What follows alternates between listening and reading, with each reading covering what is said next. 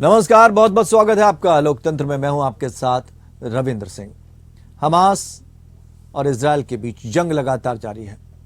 12वें दिन भी यह जंग जारी है और इस भीषण जंग के बीच बुधवार को अमेरिकी राष्ट्रपति जो बाइडेन इजरायल पहुंचे और इजरायल को पूर्ण समर्थन देने का वादा दोहराया। बाइडेन ने इजरायली प्रधानमंत्री बेंजामिन नेतन्याहू से मुलाकात के बाद गाजा अस्पताल पर हमले में इजरायल को क्लीन चिट दे दी। बाइडेन ने साफ कर दिया कि गाजा में अस्पताल पर हुए हमले में इजरायल का कोई हाथ नहीं है।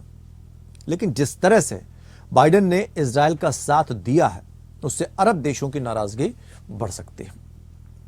दुनिया की महाशक्ति अमेरिका के राष्ट्रपति जंग के बीच इजरायल में है, तो उधर चीन में दो महाशक्तियों के नेता आपस में मिलकर नई रणनीति बना रहे हैं। रूसी राष्ट्रपति पुतिन इस वक्त चीन के दौरे पर हैं, जहां उन्होंने चीनी राष्ट्रपति शी जिनपिंग से मुलाकात की। इस दौरान जिनपिंग को डियर फ्रेंड बताते हुए इनकी BRI प्रोजेक्ट की तारीफ की गई और पश्चिमी देशों पर जमकर निशाना साधा गया। यूक्रेन रूस युद्ध की वजह से पहले से ही दुनिया दो गुटों में बटी हुई है। उस पर अब हमास इजरायल जंग ने स्थिति को और भी बदतर बना दिया है। दुनिया के अलग अलग हिस्सों में जिस तरह से तनाव बढ़ रहा है, उससे एक और विश्व युद्ध की चिंता गहराती जा रही है। खबर देखते हैं।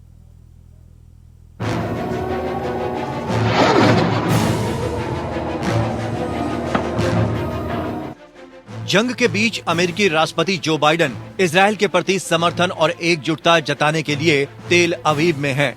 तेल अवीव के बेन गुरियन हवाई अड्डे पर जो बाइडेन को रिसीव करने के लिए खुद प्रधानमंत्री बेंजामिन नेतन्याहू पहुंचे। हमास के हमले और उसके बाद शुरू हुई जंग के बारे में बाइडेन और नेतन्याहू के बीच बातचीत हुई। इसके बाद दोनों ने मीडिया के सामने बयान दिया। अपने बयान में बाइडेन ने साफ कर दिया कि गाजा के अस्पताल पर हमले में इजरायल का हाथ नहीं है और इस नाजुक मौके पर अमेरिका इजरायल के साथ खड़ा है। बाइडेन ने यह भी कहा कि हमास फिलिस्तीनी लोगों का प्रतिनिधित्व नहीं करता है। I was deeply saddened and outraged by the explosion at the hospital in Gaza yesterday. And based on what I've seen, it appears as though it was done by the other team, not you. But there's a lot of people out there not sure. So we've got to overcome a lot of things. And also means encouraging life-saving capacity to help the Palestinians who are innocent. इस दौरान Israeli प्रधानमंत्री Benjamin Netanyahu ने एक बार फिर Hamas के समूल नाश का संकल्प लिया।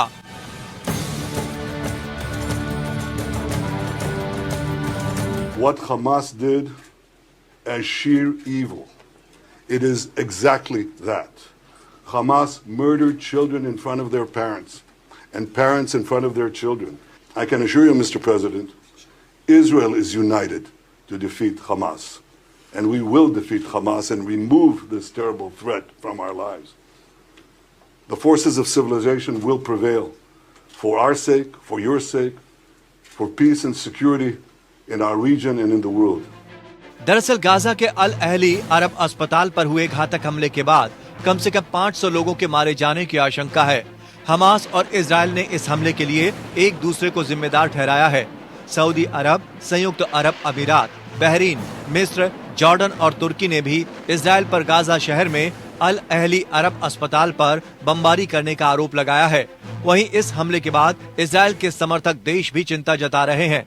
अमेरिकी राष्ट्रपति बाइडेन समेत पीएम मोदी ने भी अस्पताल पर रॉकेट गिरने से हुई मौत का दुख जताया। हालांकि इजरायल के प्रधानमंत्री बेंजामिन नेतन्याहू ने इस हमले के लिए हमास के बर्बर आतंकवादियों को जिम्मेदार ठहराया।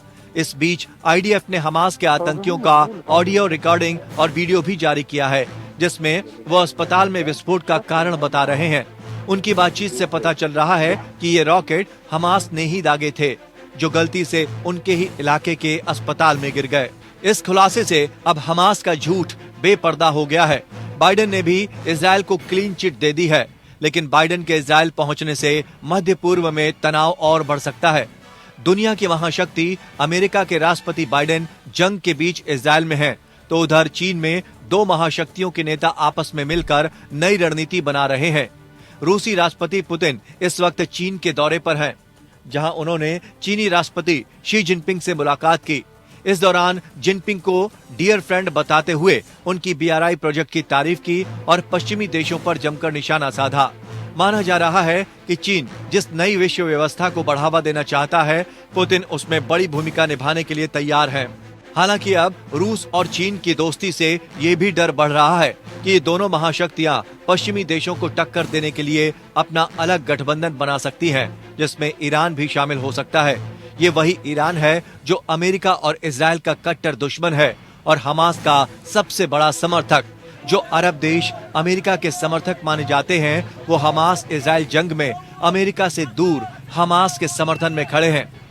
बाइडेन के इजराइल दौरे के बीच जॉर्डन के अम्मान में होने वाले अरब नेताओं के शिखर सम्मेलन को भले ही रद्द कर दिया गया है, लेकिन अरब देशों की इजराइल और अमेरिका से नाराजगी बनी हुई है।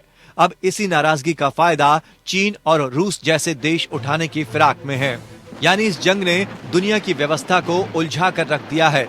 यूक्रेन रूस युद्ध की वजह से पहले से ही दुनिया दो गुटों में बटी हुई है। उस पर अब हमास इजराइल जंग ने स्थिति को और भी बदतर बना दिया है। दुनिया के अलग अलग हिस्सों में जिस तरह से तनाव बढ़ रहा है, दुनिया दो गुटों में बट रही है। उससे एक और विश्व युद्ध की चिंता जताई जा रही है और इस चिंता को नजरअंदाज भी नहीं किया जा सकता। Bureau report, APN।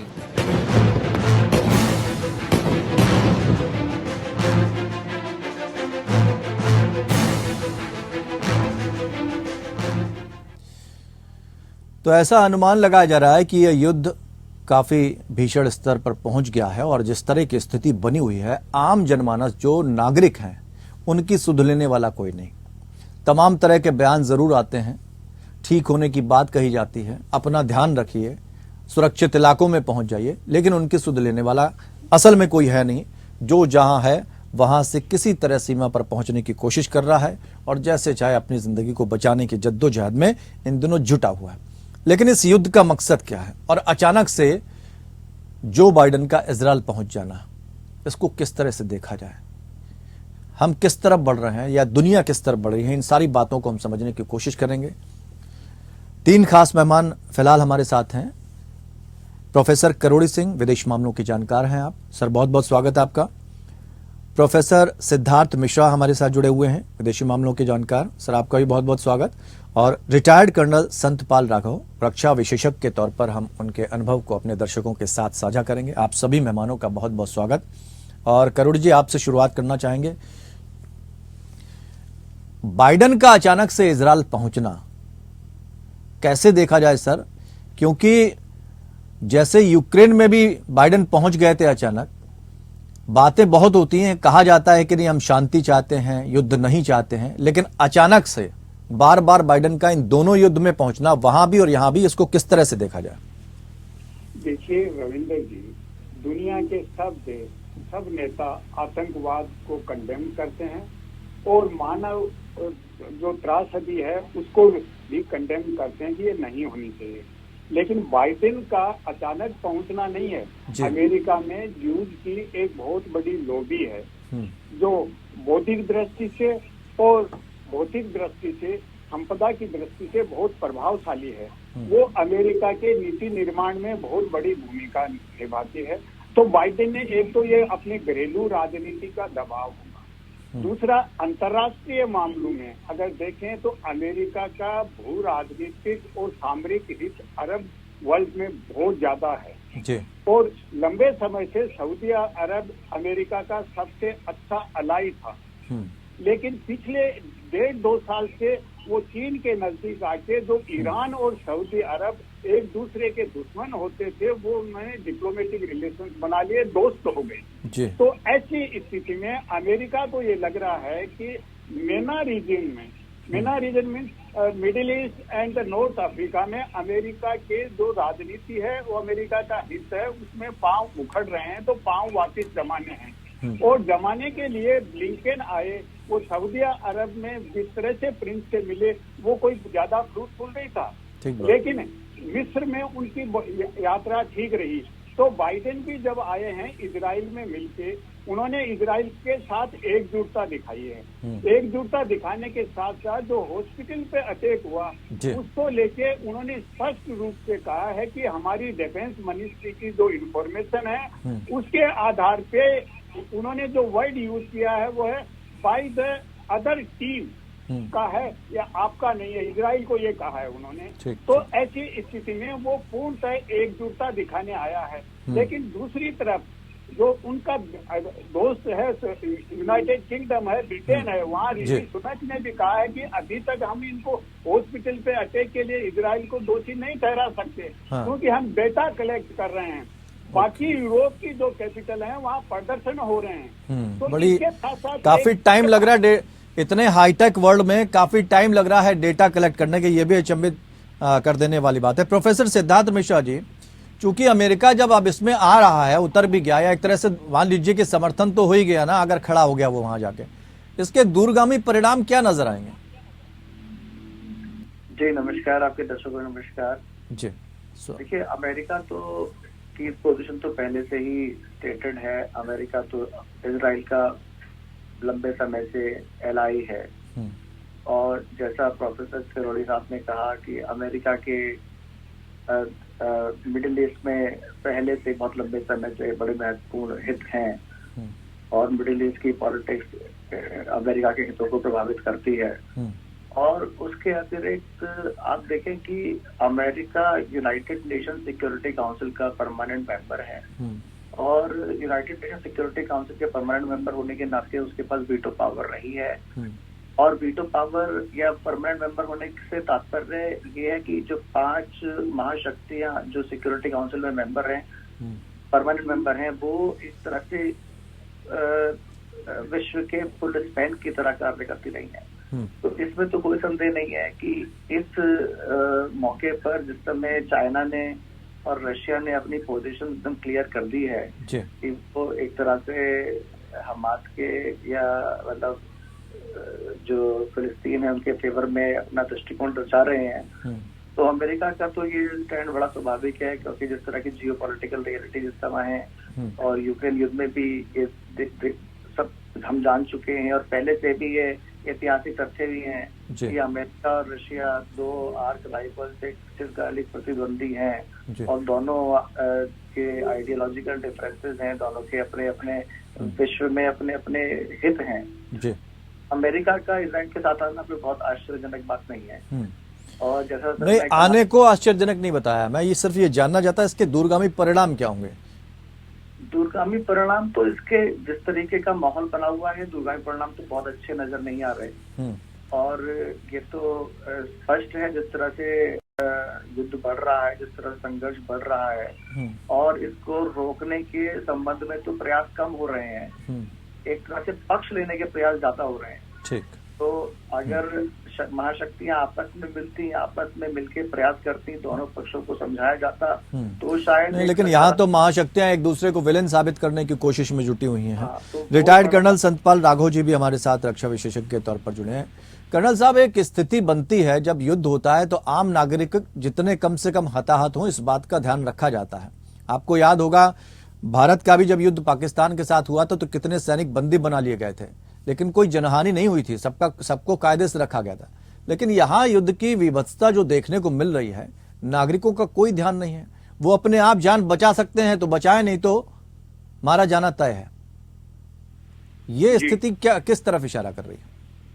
जी देखिए, जो वॉर के प्रिंसिपल्स हैं, जिनेवा कन्वेंशन है, हम वार जोन के अंदर निर्दोष नागरिकों को खाली करवा लेते हैं, उनके जो रहने वाले स्थान है उनको वार्निंग और अलर्ट किया जाता है। जैसा इजराइल ने भी कहा था, इजराइल में गाजा से कहा कि आप सदन साइड में चले जाइए, और अल्टीमेटम दिया है। ये जिनेवा कन्वेंशन का एक नियम है। और क्योंकि यहाँ पे हमास जो है वो एक टेरर ग्रुप है, तो जो कुछ भी वो कर रहे हैं वो प्रोफेशनल आर्मी नहीं है। इजरायली आर्मी एक प्रोफेशनल आर्मी है। वो एक उनकी बहुत बड़ी मजबूरी है कि जो उनका फ्रंट है गाजा में, जो हमास को खत्म करना है, और वहां पे उसके जो ग्राउंड ऑफेंसिव के लिए उन्होंने टाइम भी दिया है, और जो लोगों ने अभी कहा है, यूएन ने भी कहा है, अल्टीमेटम जो दिया था कि अल्टीमेटम बहुत कम है, पॉसिबल नहीं है, और इनोसेंट जो नागरिक है, निर्दोष नागरिक है, उनको कोई नुकसान ना हो।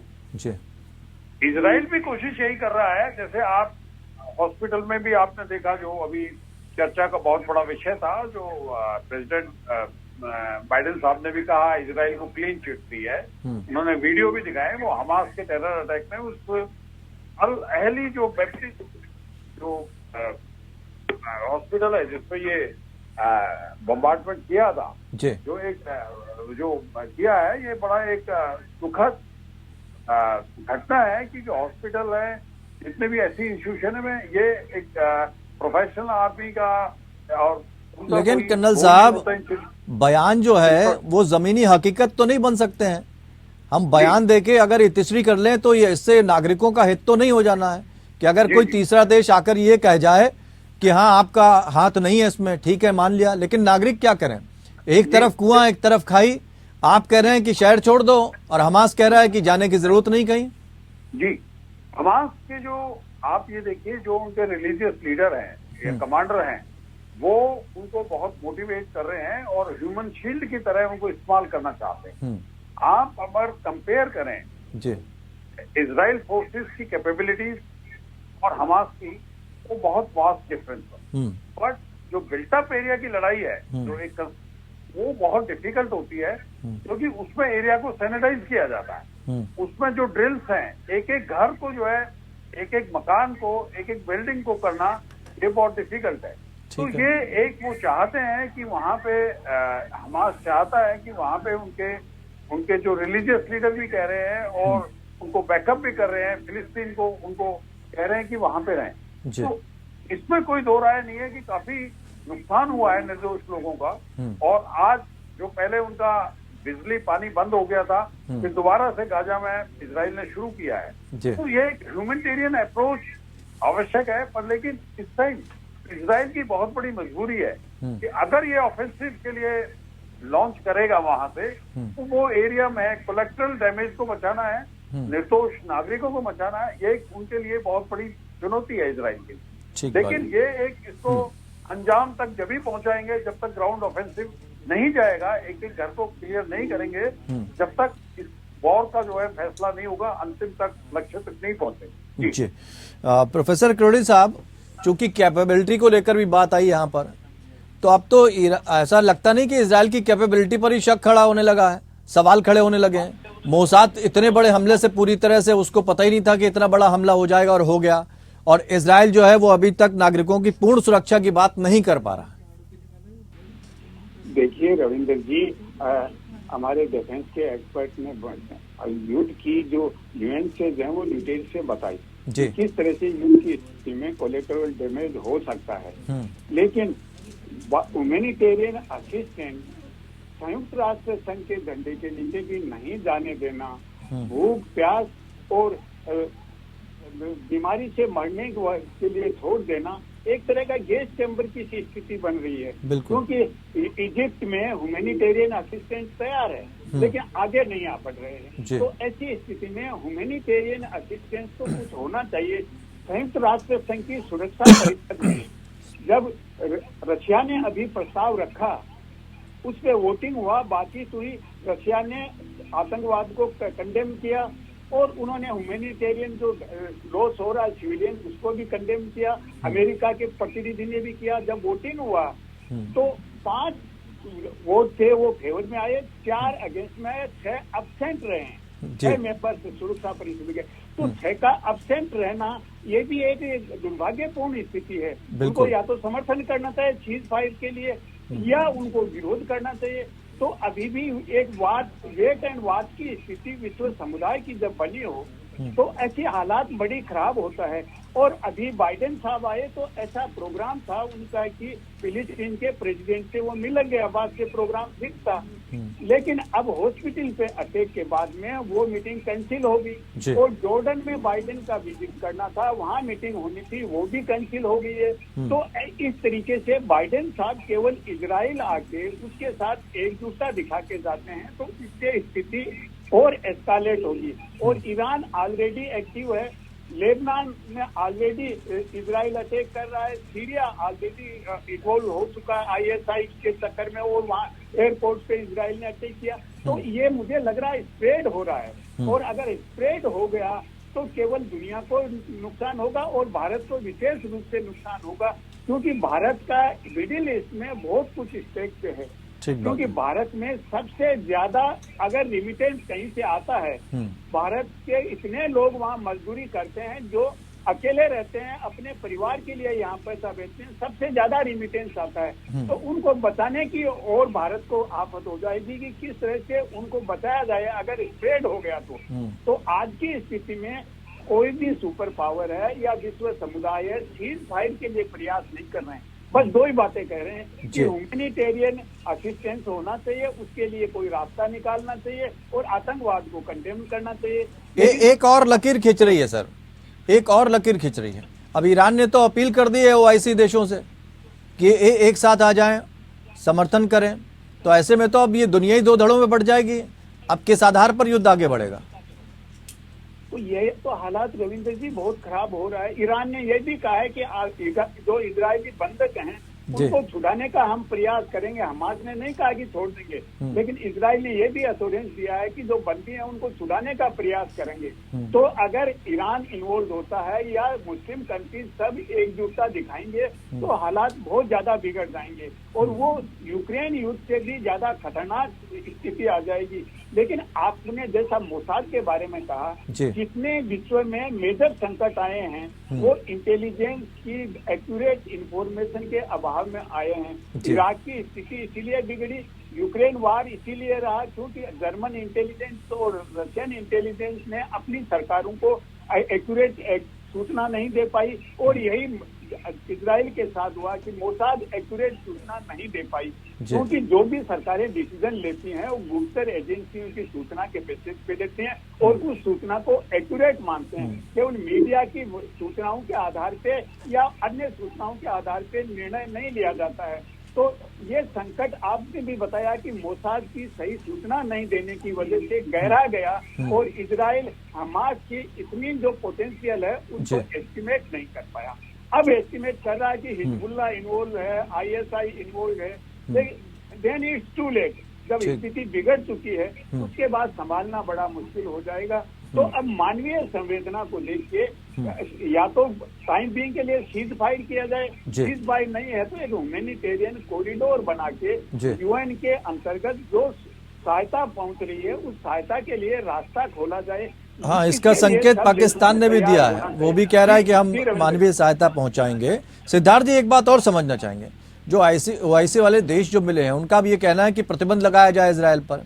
तो क्या जिस तरह से रशिया पे प्रतिबंध लगाया गया था, अब इजराइल पर भी प्रतिबंध अगर लगाने की बात कही जा रही है तो उसका कोई असर इजराइल पर होता नजर आएगा? अगर प्रतिबंध लगाने की बात करते हैं तो क्या असर पड़ेगा? प्रतिबंध दो तरह के होते हैं। एक तो प्रतिबंध होते हैं जो संयुक्त राष्ट्र संघ के द्वारा लगाए जाते हैं और जिसका एक व्यापक प्रभाव संयुक्त राष्ट्र के सदस्यों पर होता है। तो और एक प्रतिबंध की बात अगर आईओसी कर रहा है तो वो आईओसी कर रहा है मुस्लिम देशों से प्रतिबंध लगाए जाने की। मैं समझता हूँ तो मुस्लिम देशों से तो इजराइल के पहले से ही बहुत खास संबंध नहीं है। तो अगर अन्य देश कुछ ऐसा कदम उठाएं जिससे इजराइल कुछ अपने कदम में कुछ रोके और ये ध्यान रखे कि जो कार्रवाई उसकी चल रही है उससे एक आम जनता जिस तरह प्रभावित हो रही है, बहुत सीवियर ह्यूमैनिटेरियन क्राइसिस उत्पन्न होता गाजा पट्टी में दिख रहा है, तो शायद कुछ फायदा हो सकता है। लेकिन केवल मात्र उन देशों से प्रतिबंध लगाने के लिए बोलना जिनके इजराइल से ऑलरेडी कोई संबंध नहीं है। प्रतिबंध से मतलब होता है कि आप जो भी किसी प्रकार के रिश्ते रखते हैं आप वो रिश्ते खत्म कर दें। आप कोई किसी प्रकार की सहायता देते हैं तो वो सहायता खत्म कर दें। तो अगर कोई किसी सहायता पर इजराइल पहले से निर्भर ही नहीं है तो वो प्रतिबंध लगाने का इजराइल का फर्क क्या पड़ेगा? ठीक बात है। कर्नल साहब एक बात और समझना चाहेंगे, अगर किसी पर प्रतिबंध लगाना है तो आतंकियों का फंड रोका जाना चाहिए, उनको पनपने दिया जा रहा है। इतना बड़ा हमला कर दिया और जो वेपन्स उनके पास मिले हैं वो आप खुद अंदाजा लगा रहे होंगे कि कितने बड़े वेपन और किन देशों के पास वो रहते हैं।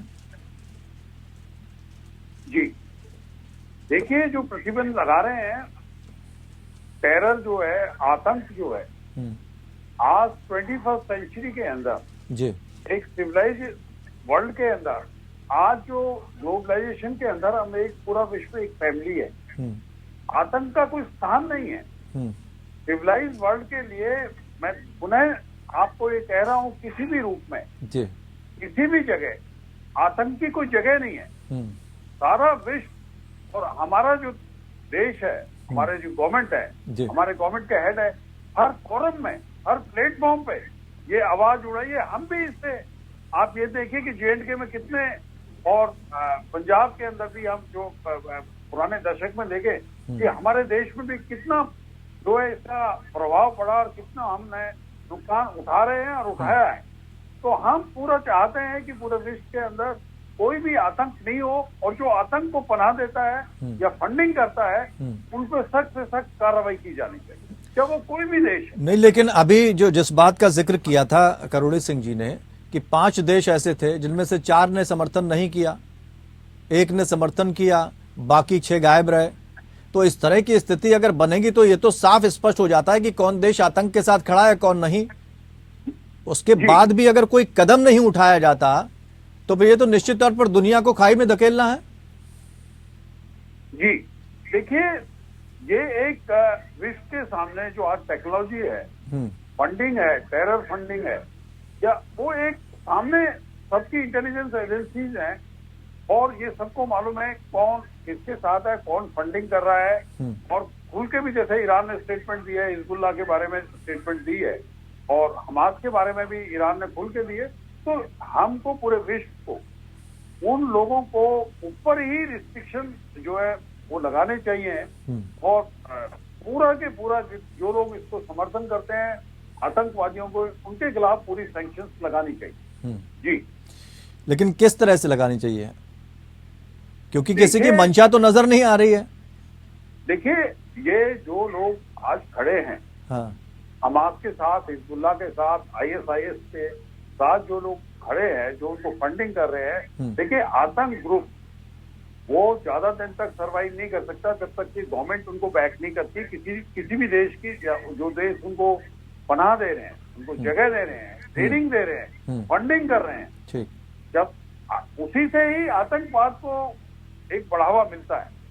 ठीक है, अगर हमें ये पता लग जाता है कि जैसे जहाँ पे टेरर कैंप्स हैं, ट्रेनिंग कैंप्स हैं, उनको ध्वस्त भी किया जाना चाहिए, और UN को भी बहुत आगे आना चाहिए, और विश्व की जो शक्तियां है उनको भी आगे आना चाहिए, और ये जो है पूरे विश्व। फलस्तीन, हमास, चर्चा लगातार जारी है, और जिस तरह के दृश्य आए हैं सामने वो हर किसी के लिए चौंकाने वाले हैं, और जो विभत्स दृश्य हैं उसको देखकर हर किसी की आंखें नम हैं, क्योंकि मासूमों का जिस तरह से शिकार हो रहा है, वहाँ पर कहाँ पर मिसाइल गिरेगी, नागरिकों का कोई ध्यान लेने वाला नहीं है। बस एक दूसरे को ख़त्म करने की तैयारियों के साथ पूरा साजो सामान सजाकर नेस्त नाबूद करने की बात कही जा रही है, और दुनिया एक ऐसे मोड़ पर खड़ी है जहाँ पर यह देखा जा रहा है कि किस तरह से ताकतवर जो शक्तिशाली देश हैं वो सिर्फ बातें करते रह जाते हैं, लेकिन उस देश का बहुत नुकसान हो जाता है जहां पर हमला होता है। और आतंकवाद को रोकने के लिए अब तक तमाम प्रयास दिखावा साबित हुए, लेकिन कोई ठोस कदम कभी भी उठते नजर नहीं आए। चारों खास मेहमान हमारे साथ शामिल हैं। अब संजीव जी भी चूंकि हमारे साथ जुड़ गए, इसलिए मैंने चारों कहा। प्रोफेसर करोड़ी सिंह जी लगातार हमारे साथ जुड़े हुए हैं शुरुआत से ही, जो कि विदेश मामलों के जानकार हैं। प्रोफेसर सिद्धार्थ मिश्रा हमारे साथ जुड़े हुए हैं विदेश मामलों के जानकार के तौर पर। Sanjeev Srivastava ji strategic affair expert के तौर पर हमारे साथ जुड़े हैं, और रिटायर्ड कर्नल संतपाल राघव जी रक्षा विशेषज्ञ के तौर पर। हम एक बार संजीव जी आपका भी स्वागत करते हैं और चर्चा आगे बढ़ाते हैं। चूंकि हम अभी UN की भी बात कर रहे थे, तो हम करोड़ी जी आपके पास आएंगे, उसके बाद संजीव जी के पास जाएंगे। UN का जो जिक्र चला, एक UN पैक्ट भी था 6 टुकड़ों में बांटा जाए, लेकिन अभी तक ऐसा कुछ हुआ नहीं। क्या इस प्लान को रिव्यू किया जा सकता है तो बात बन सकती है? देखिए रविंद्र जी, सबसे पहले तो मैं आतंकवाद पे, आपने भी कहा, कर्नल साहब ने भी कहा जी, तो आतंकवाद का हम सब विरोध करते हैं, पूरी दुनिया विरोध करती है जी। लेकिन भारत ने 27 साल पहले UN जनरल असेंबली में comprehensive convention on international terrorism का प्रस्ताव रखा था। आज तक विश्व समुदाय सहमत नहीं हो पाया है कि टेररिज्म क्या है, उसके इंडिकेटर्स क्या हैं, कौन कौन से टारगेट हैं, उसके आधार पे हम आतंकवाद को डिफाइन कर सकते हैं, कौन से लक्ष्य हैं, जैसे संपोषित विकास के बारे में हमने डिसाइड किया है कि आतंकवाद में नहीं कर सकते, लेकिन अभी तक नहीं किया है। इसलिए आतंकवाद के बारे में कहना केवल एक बात बन जाती है, व्यवहारिक स्थिति नहीं बन पाती है कि हम आतंकवाद को कैसे नियंत्रित करें।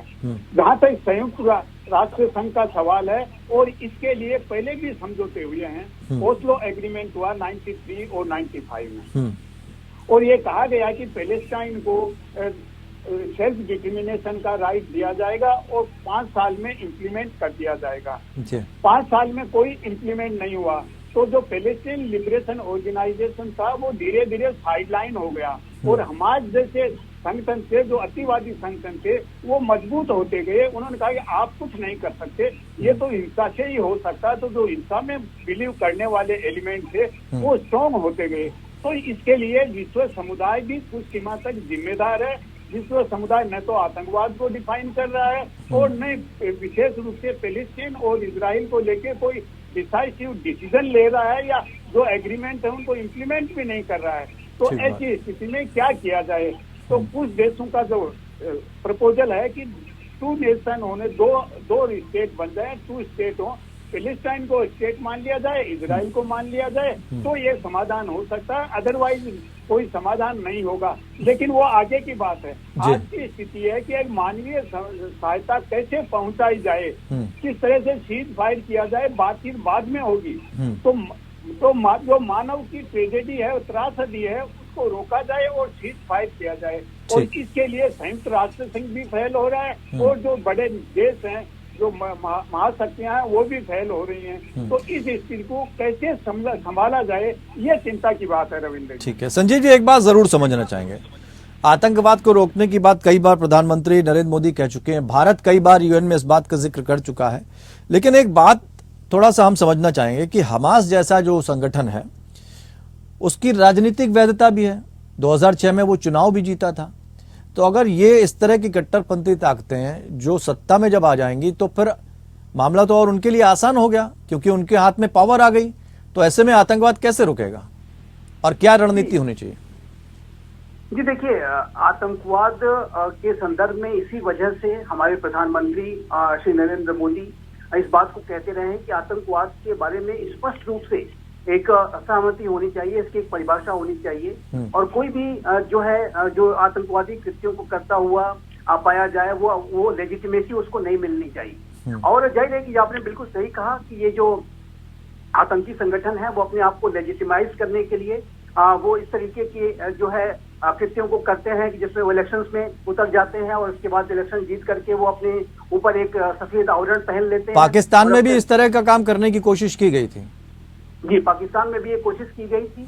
जैसे कि आप देखिए तो ये जो हमास है वो शुरुआत दौर में जब तरह तरह के वो ह्यूमैनिटेरियन वगैरह के ऑपरेशंस में इन्वॉल्व रहता था, चैरिटी करता था, और बाद में ये आतंकी संगठन बन गया। उसी तरीके से आप यदि लश्कर तोयबा जिसने कि 26/11 का इतना बड़ा आतंकी हमला जो किया, उसका जो जमातुल दावा है वो भी एक चैरिटेबल ऑर्गेनाइजेशन, वो कहता है कि हम चैरिटी करते हैं। तो ये जो आतंकी हैं अपने आप को लेजिटिमाइज करने के लिए तरह तरीके की आवरण ओढ़ते हैं। तो लेकिन इनको एक्सपोज करना, इनके मूल चरित्र को समझना और उसके आधार पर इनके ऊपर कार्रवाई करना बेहद आवश्यक है। और इसी वजह से आप देखिए रविंद्र जी, तो इजराइल के ऊपर ये जो सबसे बड़ा आतंकी हमला हुआ है, इसमें हमास पूरी तरीके से एक्सपोज हो चुका है। हमास ने जो बर्बरता दिखाई है, क्रूरता दिखाई है, नृशंसता दिखाई है, बच्चों, महिलाओं, वृद्धों को, होलोकॉस्ट सर्वाइवर्स को नहीं बख्शा गया है, और 1300 से भी ज्यादा निर्दोष लोगों की हत्याएं की हैं, और उसके अलावा 200 से ज्यादा लोगों को बंदी बना रखा है। इससे जो है हमास का जो आतंकी चरित्र है वो पूरी तरह से एक्सपोज हो चुका है, और यही कारण है कि अब इजराइल हमास की समाप्ति के लिए संकल्पबद्ध है। पहले भी हमास के द्वारा रॉकेट के हमले किए जाते थे और कई बार इस तरीके के जो टकराव हुए, लेकिन इस बार तो बहुत बड़ा हमला था। पूरी तरह से एक जखीरा वहां पर वेपन्स का रखा हुआ था, कहां से आए, किसने दिए, ये सारी चीजें भी अब साफ होनी चाहिए। जी, और इसी वजह से हमास जैसे आतंकी संगठन का जो को एक्सपोज करना और उसके ऊपर सख्त कार्रवाई करना, उसके अस्तित्व को ही समाप्त करना इसलिए बेहद आवश्यक है। मेरा ऐसा स्पष्ट रूप से मानना है रविंद्र जी कि चाहे वो आतंकी गाजा में छुपे हों या पाकिस्तान में हो या कनाडा में हो या अन्य कहीं भी हो, इनको सर छुपाने की जगह नहीं मिलनी चाहिए। ये अपने आप के ऊपर चैरिटी वगैरह का ऑर्गेनाइजेशन का आवरण ओढ़ करके सरवाइव न कर पाए, इस बात को भी अंतर्राष्ट्रीय समुदाय को सुनिश्चित करना होगा। और यही कारण है कि आप देखिए तो आतंकवाद के इस युद्ध में इजराइल के साथ पूरे विश्व की जो ऐसे राष्ट्र जो आतंकवाद के ऊपर विजय हासिल करना चाहते हैं वो इजराइल के साथ खड़े हैं। भारत ने भी अपनी सॉलिडारिटी व्यक्त की है। लेकिन अब ये आतंकी, एक बात और, 1 मिनट में मुझे और समय दीजिएगा। देखिए रविंद्र जी, ये जो हमला हुआ है इसके पीछे बहुत ही गहरी साजिश है। ये जो वर्तमान में हॉस्पिटल के ऊपर हमला हुआ है ये भी उसी गहरी साजिश का पार्ट दिखाई देता है कि जिसमें कि ये जो साजिश करता है ये इजराइल को नहीं चाहते कि वो किसी भी तरीके से अरब राष्ट्रों के साथ अपने संबंधों को नॉर्मलाइज कर पाए। और जो अब्राहम एकॉर्ड को 2020 में जो साइन हुए थे उसके बाद से जो संबंधों को सामान्य बनाने की प्रक्रिया चल रही थी, जो सिविलाइजेशंस के बीच में डायलॉग की प्रक्रिया चल रही थी, उसको ये तोड़ना चाहते हैं। जाहिर है कि आतंकी क्लैश ऑफ सिविलाइजेशंस को बढ़ाना चाहते हैं, सभ्यताओं के बीच में टकराव को बढ़ाना चाहते हैं और उस बात को भी समझना होगा। और यदि इन आतंकी हमलों के बाद पूरी दुनिया अगर 2 भागों में बट गई, जैसा कि कई नैरेटिव पेश किए जा रहे हैं कि धर्म युद्ध है वगैरह वगैरह, यदि ऐसा इस तरीके के नैरेटिव को जो है सफलतापूर्वक पेश कर ले गए तो आप मान लीजिए कि आतंकी तो अपने मंसूबे में कामयाब हो गए। आतंकी तो यही चाहते थे कि पूरी दुनिया विभाजित हो जाए। तो इस बात को भी जो विश्व के नेताओं को, जो बुद्धिमान लोग हैं, जो विश्व में शांति, सुरक्षा, स्थिरता देखना चाहते हैं, जो सभ्यताओं के बीच में संवाद को देखना चाहते हैं, उन्हें इस साजिश को भी समझना होगा कि इसका नैरेटिव गलत नहीं जाना चाहिए कि आतंकवाद के विरुद्ध लड़ाई है, ये धर्म युद्ध नहीं है, धर्मों के बीच की लड़ाई नहीं है। तो ये बात उठ भी रही है कि ये अरब वर्सेस अमेरिका हो जाएगा या इस्लाम वर्सेस दुनिया हो जाएगा, इसको लेकर भी चर्चा है। कर्नल साहब, एक बात जरूर समझना चाहें, क्या अरब वर्ल्ड जो है कट्टरपंथियों को फंड अगर तेज करेगा, ऐसे में इस तरह की स्थिति बन जाएगी जब एक खेमा खींचने लगेगा, तो लगता नहीं कि उसमें अरब वर्ल्ड का अपना क्या हित होगा? क्योंकि ऐसे कयास लगाए जा रहे हैं कि जब एक तरफा खाई खींचेगी और 2 दायरे हो जाएंगे, 2 किनारे हो जाएंगे, तो इस तरह की स्थिति बन सकती है। जी देखिए, मैं थोड़ा सा पीछे जाना चाहता हूँ। आप ये देखिए कि सऊदी अरब के और इजराइल के बड़े अच्छे रिश्ते जी और मधुर रिश्ते थे और आगे बढ़ रहे थे। लेकिन ईरान को एक बहुत बड़ी तकलीफ थी, एक बड़ा खर्च था, क्योंकि उससे जो मिलिट्री कमांडर जो मारा गया था उसका बदला लेना था उनको जी। दूसरा जो उनके इंस्टॉलेशन पे एटॉमिक इंस्टॉलेशन पे जो है वो परमाणु पे जो साइबर अटैक हुआ, इजराइल हमास को खुलेआम जो है अभी आई गया है, दृष्टि स्पष्ट हो गई है कि वो उनको फंडिंग करता है, वो उनको साथ देता है, उनको बढ़ावा देता है।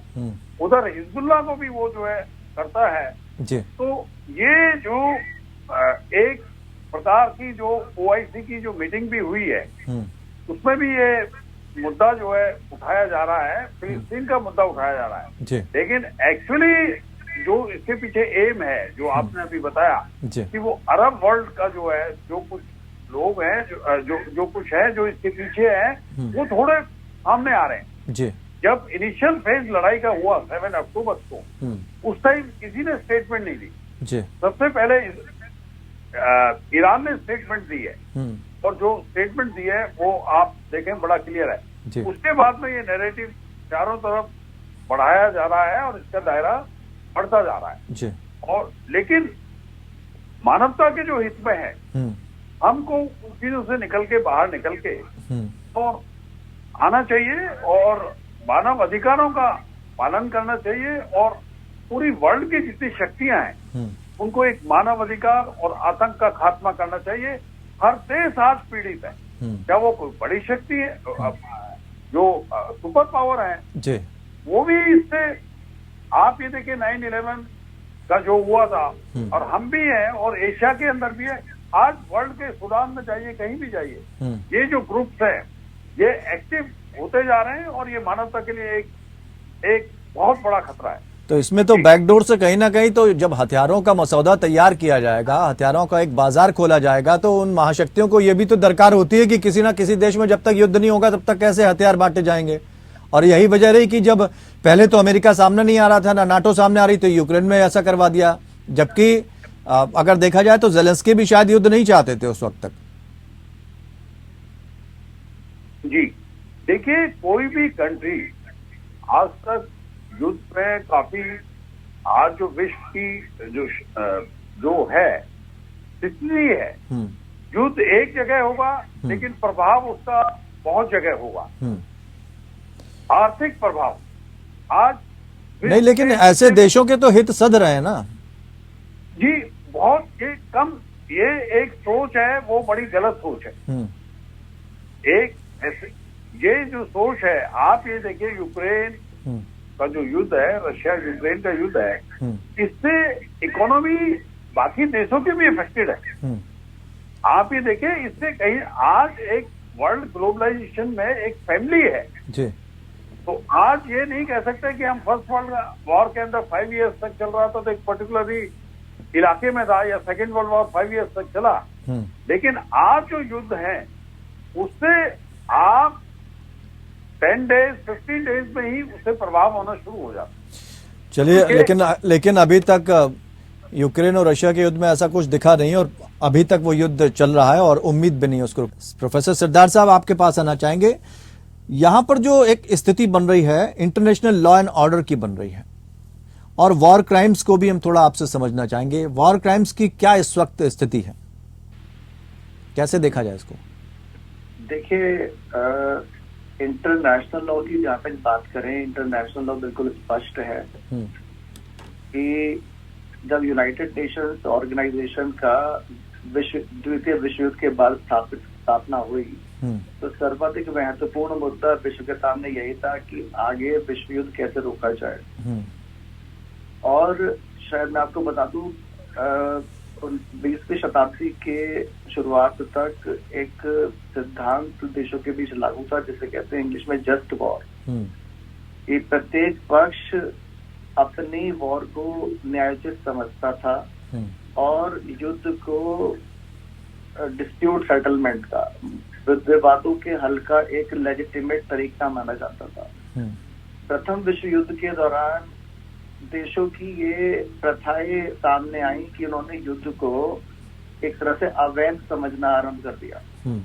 और लीग ऑफ नेशंस जब स्टैब्लिश हुआ तो उस समय पहली बार दुनिया ने लीग के कॉवेनेंट में ये सिद्धांत प्रतिपादित होते देखा कि देश युद्ध से बचेंगे, अगर युद्ध अब एक अवैध चीज मानी जाएगी जी। तो उस समय कुछ समय तक लेकिन लीग के इस कॉवेनेंट में और इस प्रावधान में कुछ सीमितताएं थी, कुछ कमियां थी, जिसकी वजह से युद्ध आगे रोक नहीं पाए और लीग को भी एक बहुत लेजिटिमेट इंटरनेशनल इंस्टीट्यूशन के रूप में देश स्वीकार नहीं कर पाया, क्योंकि अमेरिका उसका पार्टी नहीं था, रशिया उसका काफी लंबे समय तक पार्टी नहीं बना। हाँ, नहीं, मैंने ये सवाल इसलिए भी करना चाहा क्योंकि ये स्थिति जो है ब्रेकडाउन हो रही है, तो इनको और मजबूत कैसे किया जा सकता है? इंटरनेशनल लॉ बिल्कुल क्लियर है। इंटरनेशनल लॉ में किसी को भी बल प्रयोग का बिल्कुल अधिकार नहीं है। बल प्रयोग का अधिकार केवल आत्मरक्षा में है और आत्मरक्षा का अधिकार भी बहुत सीमितता के साथ दिया गया है, जिसको एक बिल्कुल भी ब्रॉडली इंटरप्रेट नहीं किया जा सकता। ये निश्चित रूप से अंतर्राष्ट्रीय संस्थाओं के प्रासंगिकता पर एक बहुत बड़ा प्रश्न चिन्ह इस तरह के युद्ध, इस तरह के संघर्ष खड़ा कर देते हैं और अंतर्राष्ट्रीय संस्थाओं को इस संबंध में बहुत ज्यादा गंभीरता चिंतन करने की जरूरत है कि जिन संस्थाओं को विश्व और विश्व के देश, खासकर छोटे देश, अपने एक सेवियर के रूप में, अपने एक रक्षक के रूप में देखते हैं, वो ऐसे समय पे आके बिल्कुल असफल हो जाती हैं। तो उनको फिर नेचुरली एक पावरफुल राष्ट्रों को अपनी सहायता के लिए की तरफ देखना पड़ता है। संजीव जी, ठीक है, संजीव जी, वेपन्स को लेकर रशिया ने भी धमकी दी थी कि परमाणु हमला कर सकते हो और अब इस युद्ध में भी इसी तरह की स्थिति बनती नजर आ रही है। और अगर कुछ सर्वे देखा जाए, पिछला सर्वे, तो कई परमाणु बम की जो तादाद है वो अब लगातार बढ़ती चली जा रही है, जिससे कि कम होना चाहिए था। एक वक्त ऐसा था जब कम होती जा रही थी, लेकिन अब फिर से दोबारा बढ़ने लगी है। तो ये किस बात के संकेत दे रही है?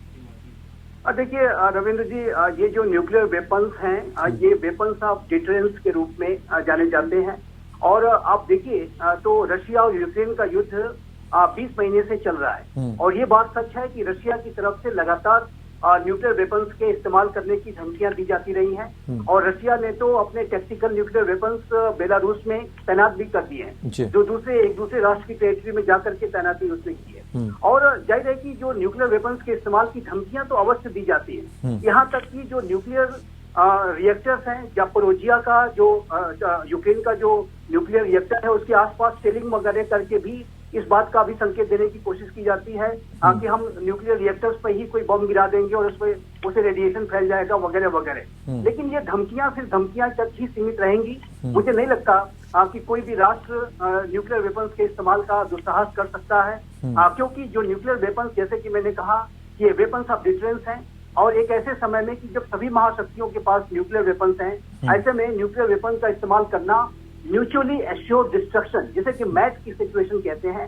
उसको जन्म देगा, ये सर्वनाश को जन्म देगा। और जो न्यूक्लियर विंटर की जो कल्पना की जाती है, भयावह कल्पना, उस तरीके की स्थितियों को जन्म दे देगा। तो ये जाहिर है कि पूरी मानवता के विनाश का कारण बन सकता है।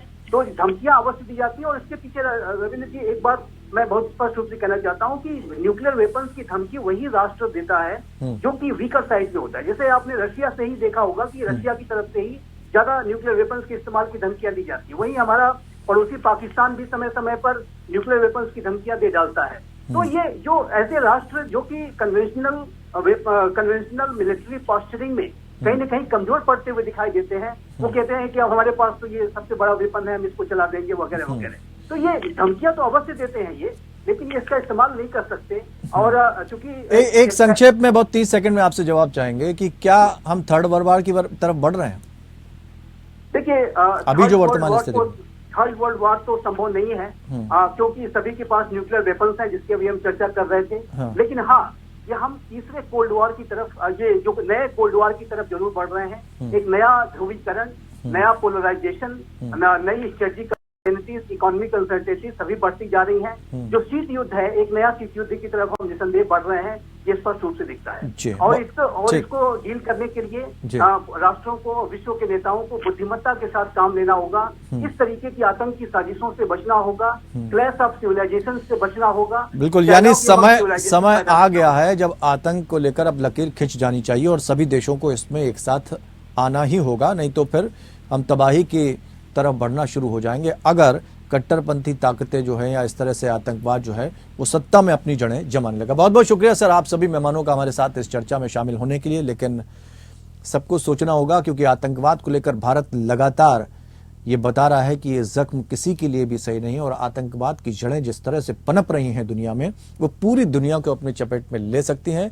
इसलिए आतंकवाद की काट अब ढूंढनी होगी, ना कि उस, और समर्थन करने वाले देशों को भी समझना होगा कि भाई आप इस पर एक लकीर खींच लीजिए, क्योंकि आम जनमानस को जिस तरह से नुकसान होता है आर्थिक रूप से और सामाजिक रूप से, वो बहुत दुखदायी होता है और बहुत पीड़ादायी होता है। इसलिए अब आतंकवाद के खात्मे को लेकर सबको एक मंच पर आना बहुत जरूरी हो जाता है, क्योंकि इजराइल भी इसकी अब सजा भुगत रहा है और बाकी कई देश। अब देखते हैं कि क्या वाकई वो एक मंच पर आ पाते हैं या नहीं। फिलहाल इतना ही, नमस्कार।